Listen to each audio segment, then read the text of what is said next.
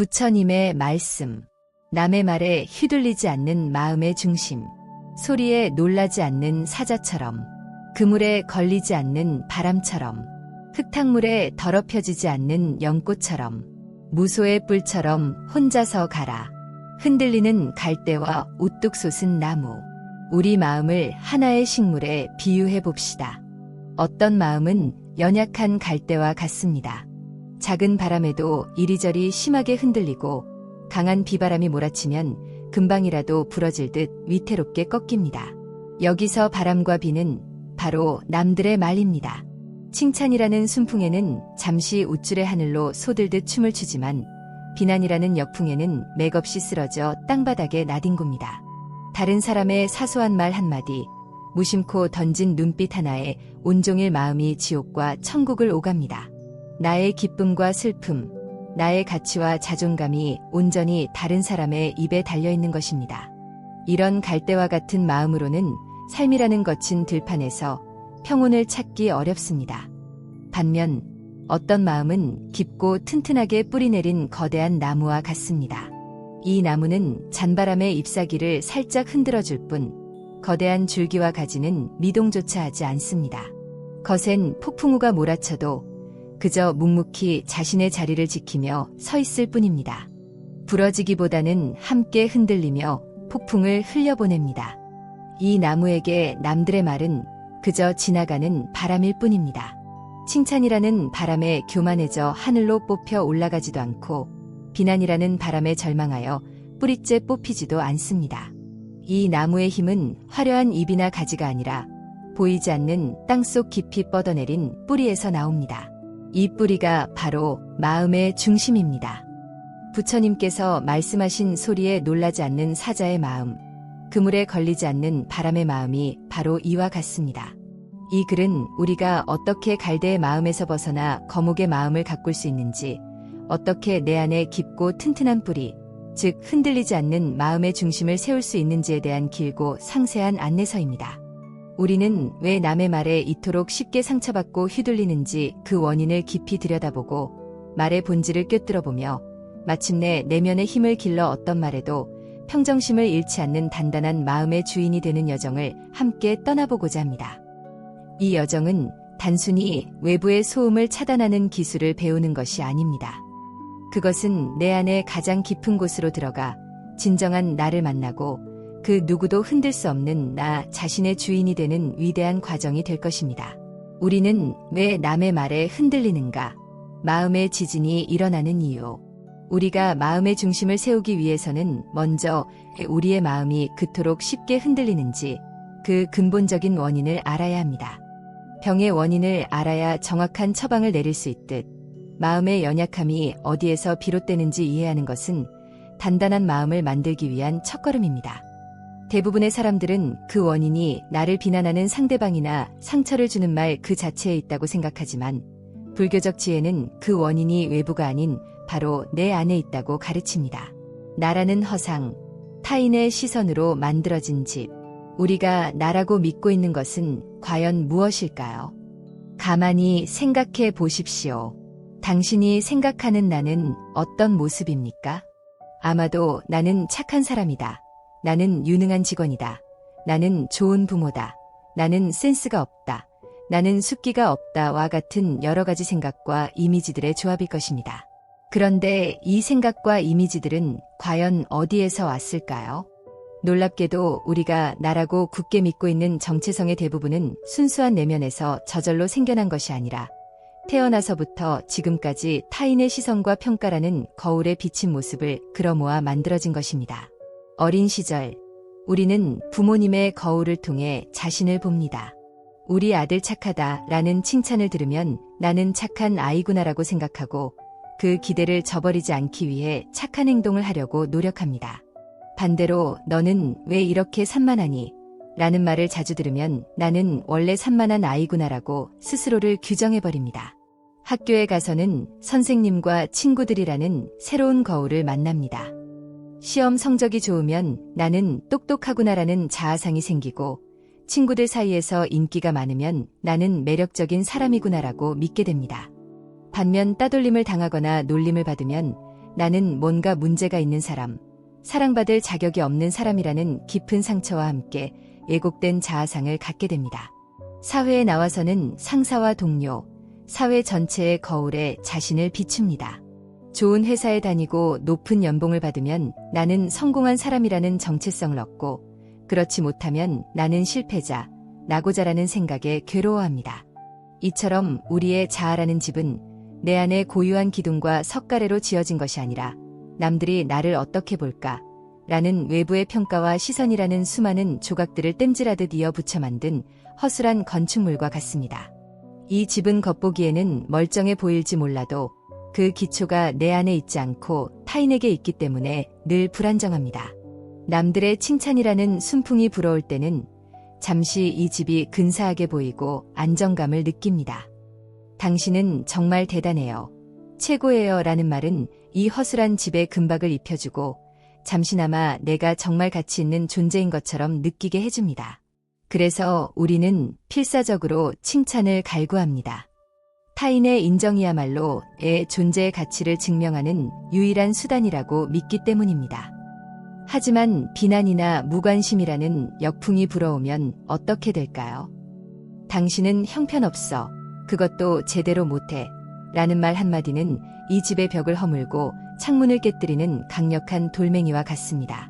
나의 존재 가치를 떠받치고 있던 외부의 평가가 부정당하는 순간 나라는 집 전체가 와르르 무너져 내리는 듯한 극심한 고통과 불안을 느끼게 됩니다. 내가 쌓아올린 나라는 것이 결국은 다른 사람의 말 한마디에 좌우되는 신기루에 불과했다는 사실을 마주하기 때문입니다. 이것이 우리가 남의 말에 휘둘리는 가장 근본적인 이유입니다. 내 존재의 중심, 내 가치의 뿌리를 내 안에 두지 않고 끊임없이 변하는 타인의 시선과 평가라는 외부의 땅에 두고 있기 때문입니다. 나의 집을 남의 땅에 지어놓고 그 땅의 주인이 비를 내리고 바람을 불게 할 때마다 내 집이 흔들리냐고 한탄하는 것과 같습니다. 진정으로 흔들리지 않는 마음을 원한다면 남의 땅에서 잠시 철수하여 내 안에 단단한 반석 위에 나만의 집을 짓는 법을 배워야 합니다. 그 집은 화려하지 않아도 좋고 크지 않아도 좋습니다. 오직 나의 진정한 모습으로 나의 가치로 지어진 집만이 그 어떤 비바람에도 흔들리지 않고 굳건히 서 있을 수 있습니다. 칭찬이라는 꿀과 비난이라는 독, 같은 뿌리에서 자란 두 개의 가지. 사람들은 보통 칭찬은 좋은 것이고 비난은 나쁜 것이라고 생각합니다. 그래서 칭찬을 들으면 기뻐하고 비난을 들으면 괴로워합니다. 하지만 불교적 관점에서 보면 칭찬과 비난은 동전의 양면과 같으며 남의 평가에 대한 집착이라는 똑같은 뿌리에서 자라난 두 개의 가지에 불과합니다. 칭찬에 기뻐하는 마음과 비난에 괴로워하는 마음은 사실상 같은 마음입니다. 이를 팔풍, 즉 8가지 세상의 바람에 비유할 수 있습니다. 8가지 바람이란 이로움과 손해, 명예와 불명예, 칭찬과 비난, 즐거움과 괴로움을 말합니다. 중생들은 이 8가지 바람이 불어올 때마다 마음이 이리저리 흔들리지만 깨달은 이는 이 바람들 속에서도 흔들리지 않는 산처럼 고요하다고 했습니다. 여기서 핵심은 칭찬과 즐거움이라는 좋은 바람에도 흔들리지 않아야 한다는 것입니다. 왜 칭찬에 흔들리는 것이 문제일까요? 첫째, 칭찬에 대한 갈망은 우리를 노예로 만듭니다. 칭찬이라는 꿀의 달콤함에 한번 길들여지면 우리는 그 꿀을 계속 맛보기 위해 칭찬을 해주는 사람의 의도에 맞추어 행동하게 됩니다. 나의 진정한 생각이나 감정, 가치관을 따르기보다는 어떻게 하면 칭찬을 받을 수 있을까를 먼저 생각하게 됩니다. 이것은 마치 보이지 않는 사슬에 묶인 것과 같습니다. 다른 사람의 인정을 받기 위해 내 삶의 주도권을 타인에게 넘겨주는 것입니다. 소신 있는 행동을 하거나 새로운 도전을 하는 것을 두려워하게 됩니다. 왜냐하면 실패했을 때 쏟아질 비난이 두려운 만큼 성공했을 때 얻었던 칭찬을 잃는 것 또한 두렵기 때문입니다. 결국 칭찬은 우리를 안전하지만 답답한 황금 새장 속에 가두는 역할을 합니다. 둘째, 칭찬은 교만함을 키워 마음의 눈을 멀게 합니다. 칭찬을 계속 듣다 보면 우리는 자신이 정말로 그 칭찬만큼 대단한 사람이라고 착각하게 됩니다. 이것을 아상, 즉 나라는 상이 두터워진다고 합니다. 교만한 마음이 생기면 더 이상 배우려 하지 않고 다른 사람의 조언에 귀를 닫게 됩니다. 자신의 부족한 점을 보지 못하고 모든 것을 자기중심적으로 판단하게 됩니다. 이렇게 부풀려진 자아는 매우 취약해서 작은 비판에도 쉽게 상처받고 폭발합니다. 풍선이 크면 클수록 작은 바늘에도 더 요란하게 터지는 것과 같은 이치입니다. 셋째, 칭찬은 영원하지 않습니다. 오늘 나를 칭찬하던 사람이 내일은 나를 비난할 수 있습니다. 사람의 마음은 갈대와 같고 평판은 아침 안개와 같습니다. 이처럼 변화무쌍하고 실체 없는 것에 내 행복의 기준을 두는 것은 물 위에 집을 짓는 것만큼이나 어리석고 위험한 일입니다. 칭찬의 기쁨이 큰 만큼 그 칭찬이 사라졌을 때의 상실감과 고통도 클 수밖에 없습니다. 그렇다면 비난이라는 독은 우리에게 어떻게 작용할까요? 비난은 우리의 자존감에 직접적인 상처를 입힙니다. 특히 타인의 시선으로 나라는 집을 지어온 사람에게 비난은 집을 부수는 망치와도 같습니다. 비난을 들으면 우리는 수치심, 모멸감, 분노, 좌절감 등 온갖 부정적인 감정에 휩싸입니다.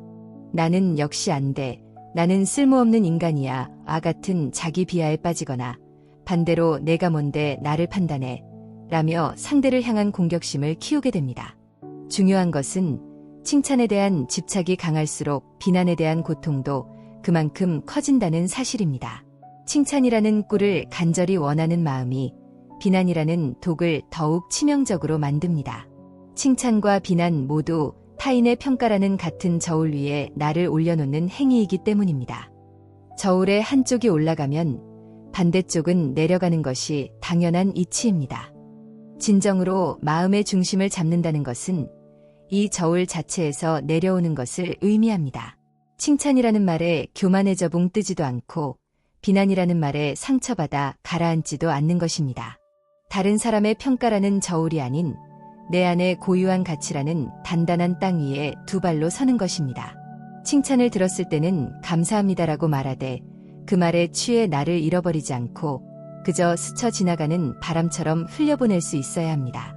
비난을 들었을 때는 감정적으로 반응하기 전에 그 말 속에 혹시 내가 새겨들을 만한 내용이 있는지 차분히 살피고 만약 있다면 성장의 걸음으로 삼고 없다면 미련 없이 털어버릴 수 있는 지혜가 필요합니다. 칭찬과 비난 모두 나를 성장시키는 좋은 스승이 될 수 있지만 그것들에 집착하는 순간 둘 다 나를 얽매는 족쇄가 된다는 사실을 기억해야 합니다. 내면의 소음, 남의 말이 나의 말이 될 때 남의 말에 휘둘리는 과정은 단지 외부의 말이 나에게 영향을 미치는 것에서 끝나지 않습니다. 더 심각한 문제는 그 외부의 말이 어느새 내 안으로 들어와 내면의 목소리가 되어 끊임없이 나를 괴롭힌다는 점입니다. 이것이 바로 내면의 소음이며 마음의 평화를 앗아가는 가장 강력한 적입니다. 불교에서는 이를 두 번째 화살에 비유합니다. 첫 번째 화살은 외부에서 날아오는 사건 그 자체입니다. 예를 들어 누군가가 나에게 당신은 참 이기적이네요 라고 비난했다고 합시다. 이 말은 나에게 고통을 주는 첫 번째 화살입니다. 하지만 대부분의 고통은 여기서 끝나지 않습니다. 우리는 그 말을 곱씹고 또 곱씹습니다. 내가 정말 이기적인가? 그때 그 행동 때문에 그런 말을 들었나? 어떻게 나한테 그런 심한 말을 할 수 있지? 다른 사람들도 나를 그렇게 생각하면 어떡하지? 등등. 이 생각들은 우리가 우리 자신에게 스스로 쏘아대는 두 번째 화살입니다. 첫 번째 화살은 이미 지나갔지만 우리는 스스로 수백, 수천 개의 두 번째 화살을 만들어 자신을 끊임없이 공격합니다. 실제 고통의 90%는 이 두 번째 화살에서 비롯됩니다.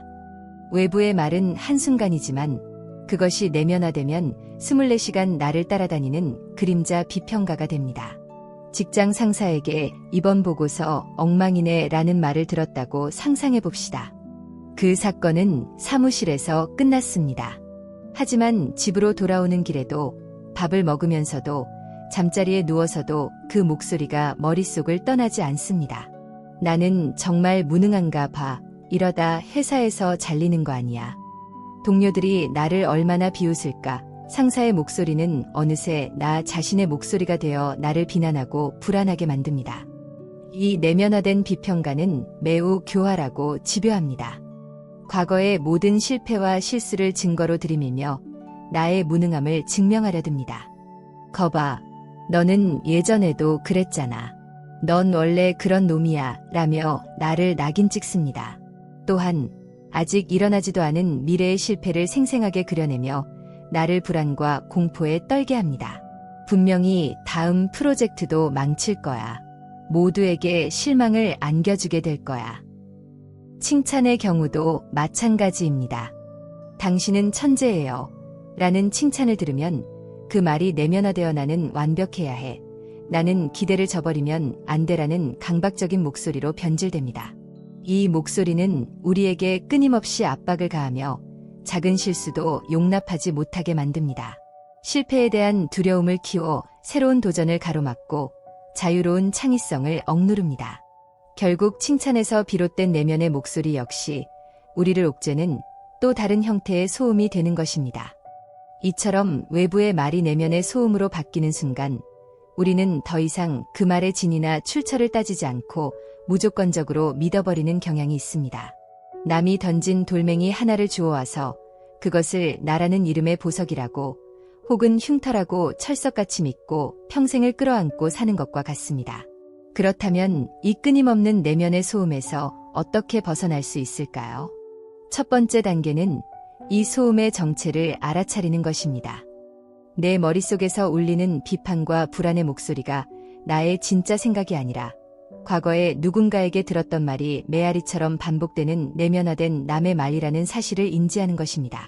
아, 지금 또 그 목소리가 시작되었구나. 이것은 상사의 목소리지 나의 진실이 아니야 라고 객관적으로 바라보는 연습이 필요합니다. 두 번째 단계는 그 소음과 나를 분리하는 것입니다. 우리는 보통 그 소음과 자신을 동일시합니다. 나는 무능하다는 생각이 들면 내가 정말 무능하다고 믿어버립니다. 하지만 우리는 생각이 아닙니다. 우리는 그 생각을 알아차릴 수 있는 의식입니다. 하늘에 구름이 떠다니지만 하늘 자체가 구름은 아니듯 우리 마음에도 온갖 생각, 소음이 떠오르지만 우리 자신은 그 생각이 아닙니다. 이 사실을 이해하면 생각의 내용에 빠져 허우적거리는 대신 강 건너 불 구경하듯 그 생각이 나타났다가 사라지는 것을 그저 지켜볼 수 있는 힘이 생깁니다. 이것이 바로 불교에서 말하는 관, 즉 지켜봄의 수행입니다. 내면의 소음과 싸우거나 억누르려고 하면 할수록 소음은 더욱 커집니다. 마치 시끄럽다고 소리를 지르면 더 시끄러워지는 것과 같습니다. 대신 그 소음을 판단 없이 그저 알아차리고 지켜보는 것입니다. 그렇게 지켜보다 보면 모든 생각은 실체가 없으며 나타났다가 시간이 지나면 저절로 사라지는 구름과 같다는 것을 깨닫게 됩니다. 남의 말에 흔들리지 않는 마음의 중심을 세우는 것은 단순히 외부의 말을 막는 방패를 만드는 것이 아닙니다. 그것은 내 안에서 울리는 남들의 목소리를 잠재우고 그 고요함 속에서 나 자신의 진짜 목소리, 내면의 지혜와 만나는 과정입니다. 내면의 소음을 알아차리고 그것과 거리를 둘 수 있을 때 우리는 비로소 외부의 말로부터도 자유로워질 수 있는 진정한 힘을 얻게 됩니다. 바람의 정체를 간파하기, 말의 본질을 꿰뚫어보는 지혜. 우리가 남의 말에 흔들리는 이유가 내 안의 취약함 때문이라는 것을 이해했다면 이제는 우리를 흔드는 그 말 자체의 본질을 깊이 들여다볼 차례입니다. 적을 알아야 백전백승이라는 말처럼 우리를 괴롭히는 비난과 우리를 들뜨게 하는 칭찬의 실체가 무엇인지 정확히 알게 되면 그것들에 대한 우리의 반응 또한 달라질 수 있습니다. 말은 그 자체로 힘을 가진 것이 아니라 우리가 그것에 의미와 힘을 부여할 때 비로소 우리에게 영향을 미칩니다. 비난이라는 이름의 그림자 던지기. 누군가 당신을 향해 날카로운 비난의 말을 던졌을 때 우리는 즉각적으로 상처받고 방어적이 됩니다. 내가 뭘 안다고 나를 판단해 라며 분노하거나 역시 나는 안 돼라며 좌절합니다. 우리의 모든 관심은 나에게로 향합니다. 나라는 존재가 공격받았다고 느끼기 때문입니다. 하지만 잠시 멈추어 그 비난의 화살이 날아온 곳, 즉 상대방의 마음을 들여다보는 지혜를 발휘해 봅시다. 대부분의 경우 타인을 향한 비난은 그 사람에 대한 객관적이고 정확한 평가라기보다는 비난하는 사람 자신의 내면에 있는 문제, 결핍, 두려움, 고통의 그림자를 상대방에게 던지는 행위일 가능성이 높습니다. 예를 들어 어떤 사람이 당신에게 당신은 너무 이기적이야 라고 비난했다고 가정해 봅시다. 이때 우리는 보통 내가 정말 이기적인가? 를 고민합니다. 하지만 관점을 바꾸어 이렇게 질문해 볼 수 있습니다. 저 사람은 왜 나를 이기적이라고 느꼈을까? 혹시 저 사람이야말로 다른 사람에게 충분히 인정받고 사랑받고 싶다는 욕구가 채워지지 않아 작은 거절에도 민감하게 반응하고 그것을 이기심이라고 해석하는 것은 아닐까? 열등감이 심한 사람은 다른 사람의 작은 성공에도 질투를 느껴 너는 운이 좋았을 뿐이야 라고 깎아내립니다. 자신의 불안을 직면하기 두려워하는 사람은 새로운 도전을 하는 사람에게 그렇게 위험한 짓을 왜 해? 분명히 실패할 거야 라고 말하며 자신의 불안을 상대에게 투사합니다. 완벽주의 성향이 강한 상사는 부하 직원의 사소한 실수도 용납하지 못하고 이것도 일이라고 했어 라며 질책합니다. 이는 부하 직원이 정말 무능해서라기보다는 자신의 통제력과 완벽함이 깨지는 것에 대한 불안감의 표현일 수 있습니다. 이처럼 비난의 말은 종종 나에 대한 보고서가 아니라 상대방의 자기소개서일 때가 많습니다. 그들은 자신의 마음속에 있는 어두운 그림자를 우리라는 스크린에 비추고 있는 것뿐입니다. 우리가 그 그림자를 보고 저건 내 모습이야 라고 착각하고 상처받는다면 그것은 상대방의 문제에 우리가 기꺼이 동참해주는 꼴이 됩니다. 부처님의 일화는 이에 대한 깊은 통찰을 줍니다. 어느 날 한 브라만이 찾아와 부처님에게 온갖 심한 욕설과 비난을 퍼부었습니다. 부처님은 아무 대꾸도 하지 않고 조용히 듣고만 있었습니다. 브라만이 지쳐서 말을 멈추자 부처님은 부드럽게 물었습니다. 그대여, 만약 어떤 사람이 다른 사람에게 선물을 주려고 했는데 그 사람이 받지 않는다면 그 선물은 누구의 것이 됩니까? 브라만은 당연하다는 듯이 대답했습니다. 선물을 주려던 사람의 것이지요. 부처님은 미소를 지으며 말씀하셨습니다. 맞습니다. 그대여, 당신은 방금 나에게 온갖 욕설이라는 선물을 주었지만 나는 그것을 받지 않았습니다. 그러니 그 선물은 이제 누구의 것입니까? 이 일화는 비난에 대처하는 가장 지혜로운 방법을 보여줍니다. 상대방이 던지는 비난이라는 감정의 쓰레기를 굳이 내가 받아서 내 마음에 쌓아둘 필요가 없다는 것입니다. 상대방이 던진 말의 소유권은 나에게 있는 것이 아니라 그에게 있습니다. 내가 그것에 감정적으로 반응하고 상처받는 순간 나는 그 쓰레기를 내 것으로 만드는 것입니다. 그렇다고 해서 모든 비난을 무시하라는 뜻은 아닙니다. 때로는 비난 속에 나를 성장시킬 수 있는 귀한 조언이 담겨 있을 수도 있습니다. 핵심은 비난을 들었을 때 감정적으로 반응하지 않고 일단거리를 두고 객관적으로 살펴보는 것입니다. 이 말은 상대방의 그림자인가? 아니면 나에게 도움이 되는 거울인가? 만약 그 말 속에 일리가 있고 내가 미쳐보지 못했던 나의 단점을 지적해 주었다면 감사한 마음으로 받아들여 개선의 기회로 삼으면 됩니다. 그것은 더 이상 비난이 아니라 성장을 위한 피드백이 됩니다.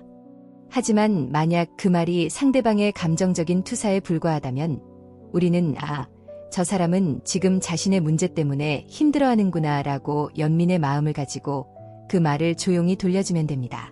그 말에 상처받거나 분노할 이유가 전혀 없습니다. 이처럼 비난의 본질이 그림자 던지기임을 간파하게 되면 우리는 더 이상 비난의 희생자가 되지 않습니다. 대신 인간의 마음을 더 깊이 이해하는 지혜로운 관찰자가 될 수 있습니다. 우리는 타인의 말로부터 나를 보호하는 동시에 그들의 고통을 이해하는 연민의 마음까지 키울 수 있게 되는 것입니다. 이것이 바로 말의 본질을 꿰뚫어보는 지혜의 힘입니다. 칭찬이라는 이름의 달콤한 독약. 우리는 비난을 피하고 싶어 하는 만큼 칭찬을 갈망합니다. 칭찬은 우리를 기분 좋게 하고 자신감을 주며 노력에 대한 보상처럼 느껴집니다. 칭찬을 듣는 것은 분명 즐거운 일입니다.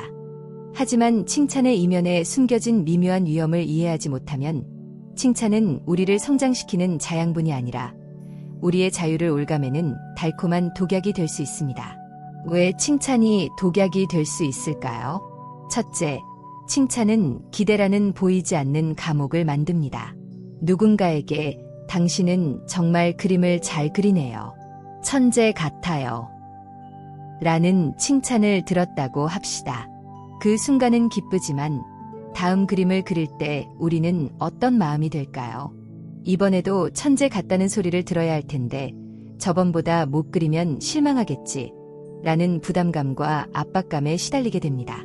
순수하게 그림을 그리는 즐거움은 사라지고 타인의 기대를 충족시켜야 한다는 의무감만 남게 됩니다. 칭찬은 우리에게 훌륭한 사람, 유능한 사람이라는 특정한 이미지를 더 씌웁니다.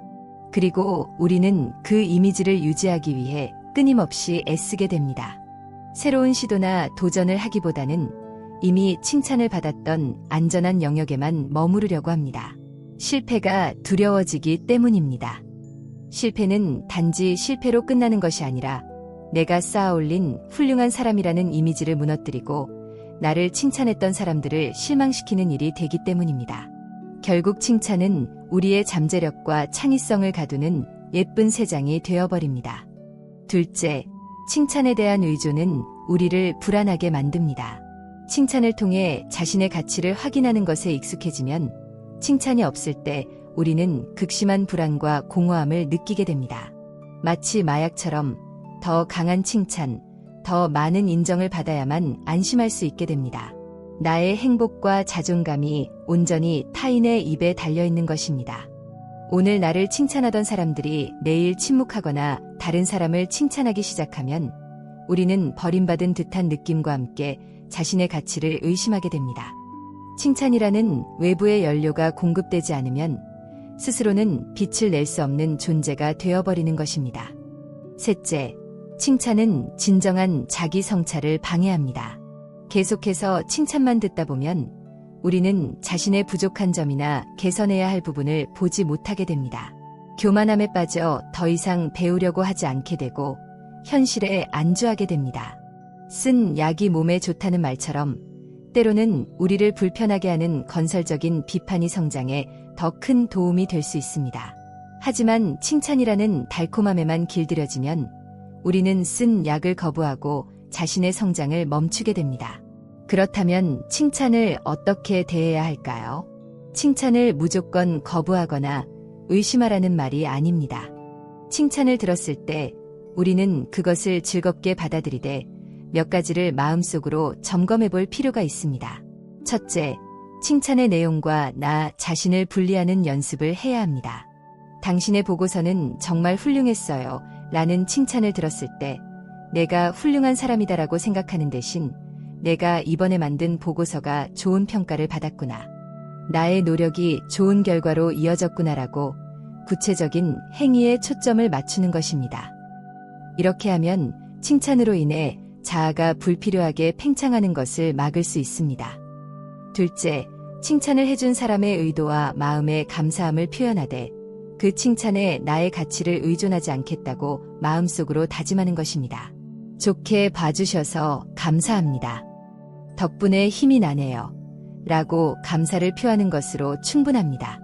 그 칭찬을 내 자존감의 기둥으로 삼으려고 애쓸 필요가 없습니다. 셋째, 칭찬의 근원을 외부가 아닌 내부에서 찾는 연습을 하는 것입니다. 타인의 칭찬이 있어야만 내 노력이 가치 있는 것이 아니라 내가 내 목표를 향해 성실하게 노력했다는 그 사실 자체에서 만족과 보람을 느끼는 것입니다. 이것이 바로 내적 동기입니다. 내적 동기가 강한 사람은 타인의 칭찬이 있든 없든 자신의 길을 묵묵히 걸어갈 수 있습니다. 칭찬은 그 길 위에서 만나는 기분 좋은 바람일 뿐 그를 나아가게 하는 핵심 동력은 아닙니다. 결론적으로 칭찬과 비난은 모두 타인의 평가라는 같은 뿌리를 가지고 있습니다.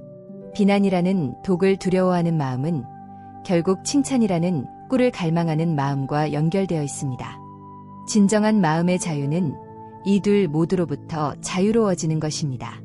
칭찬에 얽매이지 않을 때 우리는 비로소 비난에도 상처받지 않는 단단한 마음을 가질 수 있습니다. 칭찬을 즐기되 집착하지 않고 비판을 수용하되 상처받지 않는 것, 이것이 바로 말의 본질을 꿰뚫어 본 자의 지혜로운 태도입니다. 조언과 충고의 두 얼굴, 나를 위한 등불인가, 상대의 욕망인가. 비난이나 칭찬만큼이나 우리를 흔드는 것이 바로 조언과 충고라는 이름으로 다가오는 말들입니다. 특히 우리가 어떤 어려움에 처해 있거나 중요한 결정을 앞두고 있을 때 주변 사람들은 저마다의 조언을 건네곤 합니다. 부모님, 친구, 선배 등 우리를 아끼는 사람들이 다 너를 위해서 하는 말이야라며 건네는 충고들은 종종 우리를 깊은 혼란에 빠뜨립니다. 그들의 말을 따르자니 내 마음이 불편하고 따르지 않자니 그들의 성의를 무시하는 것 같아 죄책감이 듭니다. 모든 조언이 나쁜 것은 아닙니다. 나의 시야를 넓혀주고 내가 미처 생각하지 못했던 부분을 짚어주는 지혜로운 조언은 어두운 길을 밝혀주는 등불과도 같습니다. 하지만 모든 조언이 순수하게 나를 위한 것은 아니라는 사실을 분별할 수 있어야 합니다. 많은 경우 조언은 조언하는 사람 자신의 가치관, 경험, 두려움, 심지어는 이루지 못한 욕망의 투영일 때가 많습니다. 예를 들어 안정적인 삶을 최고로 여기는 부모님은 새로운 사업에 도전하려는 자녀에게 위험하게 그런 걸 왜 하니? 그냥 안정적인 회사에 다니는 게 최고야라고 조언할 것입니다. 이 조언은 자녀의 성공적인 삶을 바라는 마음에서 비롯된 것이지만 그 밑바탕에는 안정성을 최고로 여기는 부모님 자신의 가치관과 자녀가 실패할지도 모른다는 부모님의 두려움이 깔려 있습니다. 자녀의 고유한 꿈이나 성향보다는 부모님의 불안을 해소하기 위한 조언에 가까울 수 있습니다. 자신이 이루지 못한 꿈을 자녀를 통해 대리 만족하려는 부모도 있습니다. 의사가 되고 싶었지만 되지 못했던 아버지는 의학에 전혀 관심 없는 아들에게 의사가 되어야 한다. 그것이 가장 보람있고 존경받는 길이다. 라고 계속해서 충고할 수 있습니다. 이는 아들의 행복을 위한 조언의 형태를 띠고 있지만 실상은 아버지 자신의 이루지 못한 욕망을 아들에게 강요하는 것입니다. 친구의 조언도 마찬가지입니다. 내가 힘든 연애 때문에 고민을 털어놓았을 때 한 친구는 당장 헤어져. 너를 힘들게 하는 사람은 만날 가치가 없어 라고 말할 수 있습니다. 반면 다른 친구는 그래도 대화로 풀어봐. 모든 관계에는 위기가 있는 법이야 라고 조언할 수 있습니다. 두 조언은 모두 나를 위한 것이지만 각각 이별의 상처가 컸던 친구의 경험과 오랜 연애 끝에 결혼에 성공한 친구의 경험이 반영된 결과일 수 있습니다. 그들의 조언은 나의 상황에 대한 객관적인 분석이라기보다는 자신의 경험이라는 필터를 통해 걸러져 나온 것입니다. 이처럼 조언과 충고의 홍수 속에서 길을 잃지 않으려면 우리는 어떻게 해야 할까요? 첫 번째 단계는 감사히 받되 분별해서 취하는 지혜를 기르는 것입니다. 누군가 나에게 조언을 해준다는 것은 그만큼 나에게 관심과 애정이 있다는 뜻입니다. 일단 그 마음에 대해 관심 가져주시고 의견을 말씀해 주셔서 감사합니다. 라고 진심으로 감사를 표하는 것이 중요합니다. 하지만 감사를 표하는 것과 그 조언을 무조건 수용하는 것은 별개의 문제입니다. 두 번째 단계는 그 조언을 나의 내면이라는 필터에 걸러보는 것입니다. 다른 사람의 말을 듣기 전에 먼저 내 마음의 소리에 귀를 기울여야 합니다. 나는 진정으로 무엇을 원하는가? 나의 가치관에 비추어 볼 때 어떤 선택이 나를 더 나답게 만드는가? 이 선택이 가져올 최악의 결과를 나는 감당할 수 있는가? 와 같은 질문을 스스로에게 던져보아야 합니다. 이렇게 내 안에 기준점이 명확하게 서 있으면 외부의 조언을 참고자료로 활용할 수는 있대 그 조언에 휘둘려 내 길을 잃어버리는 일은 막을 수 있습니다. 세 번째 단계는 조언의 내용뿐만 아니라 그 조언을 하는 사람을 이해하는 것입니다. 저 사람은 어떤 가치관을 가지고 살아가는 사람인가? 저 사람의 조언에는 어떤 경험과 감정이 담겨 있을까를 헤아려 보는 것입니다. 이렇게 하면 그 조언을 좀 더 객관적으로 바라볼 수 있습니다. 부모님의 조언에서는 나에 대한 사랑과 걱정을 읽어내되 그 안에 담긴 부모님 세대의 가치관과 나의 가치관이 다를 수 있음을 인정하는 것입니다. 친구의 조언에서는 나를 위하는 마음에 고마워하되 그것이 친구의 개인적인 경험에 기반한 것임을 이해하고 나의 상황과는 다를 수 있다는 점을 인지하는 것입니다. 궁극적으로 모든 선택의 책임은 나 자신에게 있습니다. 다른 사람의 조언을 따랐다가 결과가 좋지 않았을 때 그 사람을 탓하는 것은 어리석은 일입니다. 그 조언을 선택한 것은 결국 나 자신이기 때문입니다. 마찬가지로 내 소신대로 행동했다가 실패하더라도 그것은 온전히 나의 경험이 되고 성장의 밑거름이 됩니다. 비록 실패하더라도 내가 주체적으로 내린 결정에서 얻는 배움은 남의 말에 억지로 끌려가서 얻는 성공보다 훨씬 값질 수 있습니다. 마음의 중심을 잡는다는 것은 다른 사람의 목소리를 완전히 차단하고 독불장군처럼 행동하라는 의미가 아닙니다. 오히려 더 많은 사람들의 목소리에 귀를 기울이되 그 모든 소리를 판단 없이 들을 수 있는 넓은 마음을 갖는 것입니다. 그리고 그 모든 소음 속에서도 나의 가장 깊은 내면에서 울려 퍼지는 조용하지만 분명한 나 자신의 목소리를 식별해내고 최종적으로는 그 목소리를 신뢰하고 따를 수 있는 용기를 갖는 것입니다. 그것이 바로 조언의 두 얼굴을 꿰뚫어보고 진정으로 내 삶의 주인이 되는 길입니다. 모든 살아있는 존재들이 평화롭고 행복하기를 기원합니다. 구독과 좋아요는 자비로운 마음의 실천입니다. 감사합니다.